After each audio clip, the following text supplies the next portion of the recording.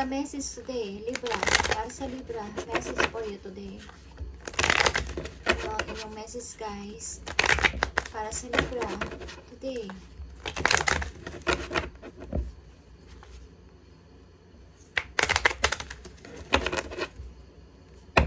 Okay. Libra. Message for you today. Para sa Libra. Okay, something message or offer is coming but you can see. Okay, Libra, you can see. Anong offer na to? Opportunity ba to o pag-ibig na hindi mo nakikita? Okay, ilan sa inyo is maybe may something. Okay, Six of Cups, Two of Wands, and King of Pentacles. Okay. Message galing sa isang tao. Galing sa yung maybe kababata or something na naging condition mo. Okay. And hindi mo ito mapagdesisyonan. Itong message na to. Libra. Maybe lang sa inyo is may two direction o two people na namimilian. This time. Kaya ayaw yung pansinin ang offer ng tao na to. Okay. Libra. Message for you today. Galing sa iyong guidance. Libra. Today. Okay. Like I said, may two person sa iyong nag-o-offer maybe o may two person kang pinamimilian. Kaya ganito ang nararamdaman mo. Libra. Okay. Message for you today. Libra. Ano ang iyong situation? Okay, guys. You have Two of Swords. Okay, you can decide. Six of Cups and Nine of Wands. Okay. Yeah. Takot kang tanggapin ang message na to, guys.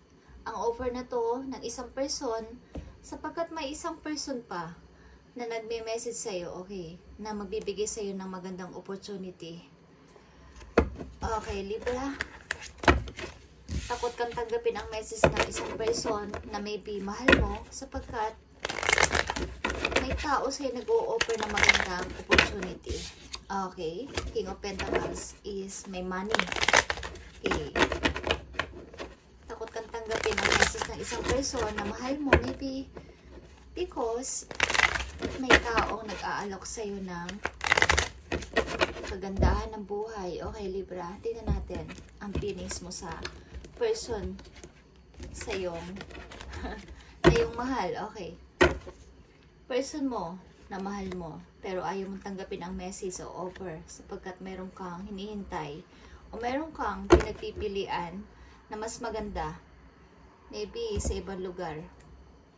Okay. Pinapanatili mo ang pagiging isang cold heart mo sa message na to because naglilimbo ka. Okay. Sa two person, Libra. Okay. Nine of Cups. Three of Wands. And Nine of Swords. Mahal mo man ang person na to, but kailangan mo tuparin ang gusto mo. Kailangan mo isa lang ang iyong pangarap, maybe. Okay? Gusto mo matupad kasi ang pangarap mo, Libra. So, hindi mo siya kailangan piliin. Because, wala naman siyang ibibigay sa magandang buhay. Okay. So, anong totoo mong nararamdaman sa person na to? Na alam mong mahal mo. Diyan sa puso mo. Alam mong mahal mo sa puso mo.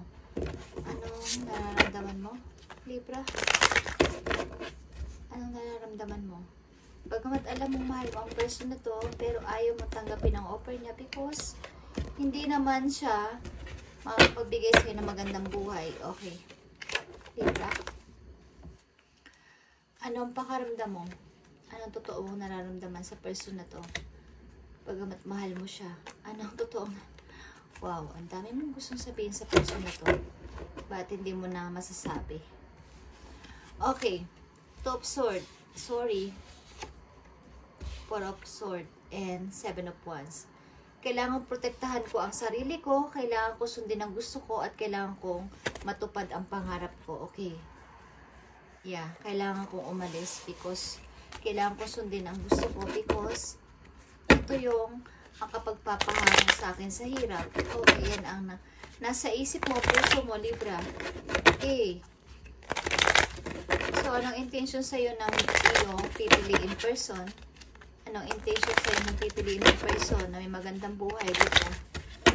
Anong intention sa'yo ng person na pipiliin mo na may magandang buhay? Ano ang intention sa'yo ng person na to? Totoo ba ang intention sa'yo ng person na to? Na nag-aalok sa'yo ng magandang buhay? Totoo ba ang intention sa'yo ng person na to na nag-aalok sa'yo ng magandang buhay? Totoo ba ang intention sa'yo ng person na to na nag-aalok sa'yo ng magandang buhay? You have 7 of Swords, 2 of Wands, and Page of Cups. Okay.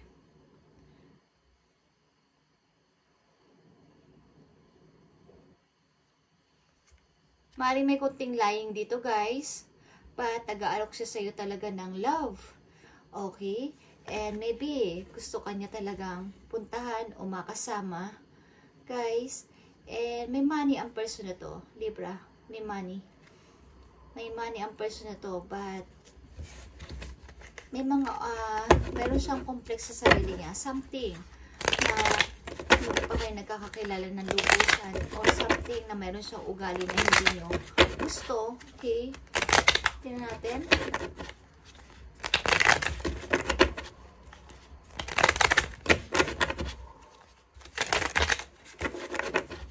Napakabilis lang ang message sa'yo, Libra. Direct. Okay. Pipiliin mo ang tao na magpapatupad ng iyong pangarap kaysa sa taong mahal mo na hindi ka naman kayang i-provide. Okay. Libra, ano ang layunin mo dito? Bakit ito ang gusto mo? Ano ang layunin mo? Libra, ano ang layunin mo dito? Bakit ito ang gusto mong piliin? Ang taong hindi mo naman gaanong mahal, but may handa ka namang i-provide o handa ka namang bigyan ng parang magandang buhay. Okay, 9 of Wands, 6 of Wands, and 7 of Cups. Okay, this is a option. Wala lang magagawa because ito ang nangyari. Kasi nahihirapan kayo maybe sa buhay. So, kailangan nyo piliin ito. Bagamat hindi nyo mahal ang person na to. Hindi nyo masyadong gusto, pero itong gusto nyong gawin. Because, yeah. Tingnan natin, guys. Ang maaari ninyong kasapitan dito, pag ito ang pinili nyong person. Bagamat hindi nyo mahal, okay. Maaari maging maayos. Page of Swords, King of Pentacles, and 2 of Cups. Maaring ang tao na to is ma-obsess sa inyo, guys. Maaring may mahigpit ang person na to sa inyo. Libra, maaring paghihigpitan kayo, palagi na lang kayo susundan, and palagi na lang kayong mamanmanan sa lahat ng inyong gagawin. Okay. And ano ang masasabi sa iyo ng iyong angel dito? Yung guidance, ni universe, sa inyong pipiliin, Libra, ano masasabi sa inyo? Anong gustong ipayo sa inyo, guys, kung ito ang pipiliin ninyo? Ito ang gusto ninyo okay, because ito ang magpapahango sa inyo sa hirap, maybe, o makakapag-provide sa inyo. Okay, guys, anong maipayo sa inyo ng yung guidance dito sa inyong gagawin decision, guys? Okay.